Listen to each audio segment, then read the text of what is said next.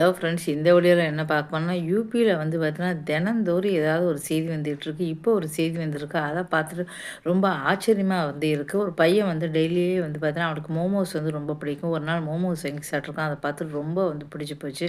ஆனால் கையில் வந்து காசு இல்லை. அதை பார்த்துட்டு மோமோஸ், சரி உனக்கு மோமோஸ் தட்டு நீ சாப்பிட்டுக்கப்பா அப்படின்னு சொல்லியிருக்காரு. மோமோஸ் எவ்வளவு அப்படின்னா ஒரு 60 ரூபா தான் இருக்கும்.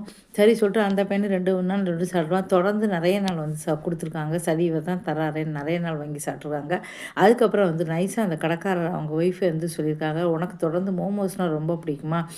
ஆமாம் அப்படின்னு சொல்லியிருக்காங்க. அந்த மோமோஸ்க்கு வந்து பார்த்தீங்கன்னா அடிமையாயிட்டானே சொல்லணும். அந்த மோமோஸ் டெய்லி சாப்பிட்டே ஆகணும் அப்படிங்கிறதுக்காக தான் வேணும்னே வந்து டெய்லி இலவசமாகவே கொடுத்துருக்காரு. அவனு சாப்பிட்டு சாப்பிட்டு சாப்பிட்டு நல்லா வந்து பழகிருக்கான். இனிமேல் மோமோஸ் இல்லாமல் இருக்க முடியாத நிலமை. நல்லா சாப்பிட்டுட்டு வந்ததுக்கப்புறம் நைஸாக அவர் சொல்லியிருக்காரு, இனிமேல் உனக்கு மோமோஸ் வேணும்னா நீ வந்து உங்கள் வீட்டுக்கு போய் உங்கள் வீட்டில் நிறைய நகைகள்லாம் இருந்தால் எடுத்துகிட்டு வா, அப்போ தான் உனக்கு இனிமேல் மோமோஸ் தருவேன் அப்படின்னு சொல்லியிருக்கான். முதல்ல வந்து பையன் யோசிச்சிருக்கான். அப்புறம் சரி அப்படின்னு சொல்லிட்டு அந்த பையன் வந்து வீட்டுக்கு போயிருக்கான். அம்மாவுக்கு தெரியாமல் கிட்டத்தட்ட 85 பவுன், அதாவது 85 லட்சம் வந்து நகையை எடுத்து நைஸாக வந்து இவற்றை கொடுத்துட்டான். புருஷனும் பொண்டாட்டி எடுத்துட்டாங்க. ஒரு நாள் அம்மா கதவை திறந்து பீரோவை திறந்து பார்க்கும்போது தான் தெரியுது. அதுக்கப்புறம் இனிமேல் தொடர்ந்து நீ டெய்லியே வந்து மோமோஸ் சாப்பிட்லாங்க, இதனால் சந்தோஷம் வந்துச்சேன்.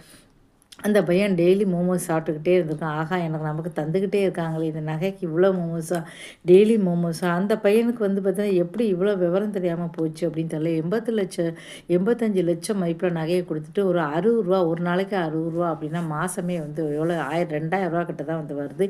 அதை வாங்கி சாப்பிட்டு சந்தோஷமாக இருக்கான். அவங்க அம்மா திறந்து பார்க்கும்போது தான் நகையை காணும். அதிர்ச்சியாக இருக்குது.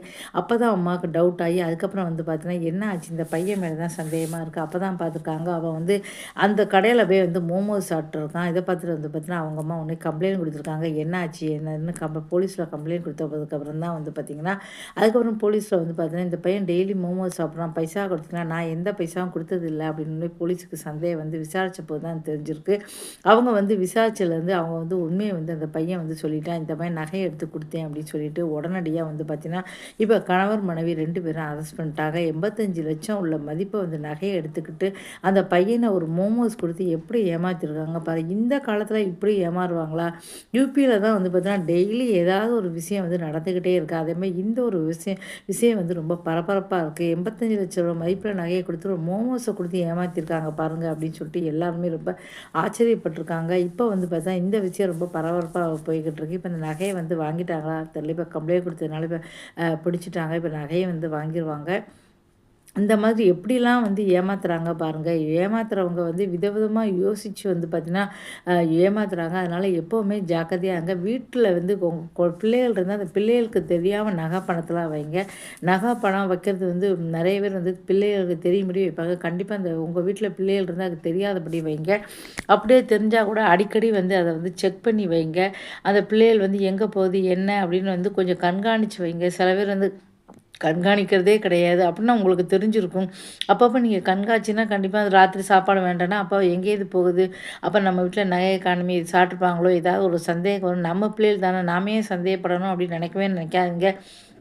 வீட்டில் கணவராக இருந்தாலும் சரி, மனைவியாக யார் குடும்ப உறுப்பினர் இருந்தாலும் சரி, கொஞ்சம் ஒரு சந்தேகத்தினோட ஒரு பார்வையே வச்சுக்கோங்க. ஏன்னா இந்த காலத்தில் யார் வேணால் எப்போ வேணால் எப்படி வேணால் மாறலாம். ஏதாவது வந்து தொலைஞ்சு போச்சுன்னா யார் வேணால் வீட்டு உறுப்பினர்கள் வந்து யார் வேணால் எடுத்துக்கலாம். கணவர் எடுத்துக்கலாம், பிள்ளைகள் எடுத்துக்கலாம். நம்ம பிள்ளைகள் அப்படி சந்தேகப்படக்கூடாது அப்படிலாம் நினைக்காதுங்க. இந்த காலமே வந்து மாறிப்போச்சு. யார் வேணால் செய்யலாம். பிள்ளைகளுக்கெல்லாம் தெரியாமல் வந்து மறைச்சி வைங்க. சாவியை இங்கே தான் வச்சுருக்கேன், அங்கே தான் வச்சுருக்கேன்னு சொல்லாதீங்க.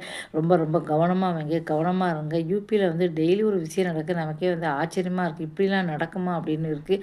இப்போ இந்த இந்த விஷயம் நடந்திருக்கு. ரொம்ப ஜாக்கிரதையாக வந்து இருங்க. இந்த வீடியோ பிடிச்சா மறக்காம சேனலை சப்ஸ்கிரைப் பண்ணுங்கள். நன்றி, வணக்கம்.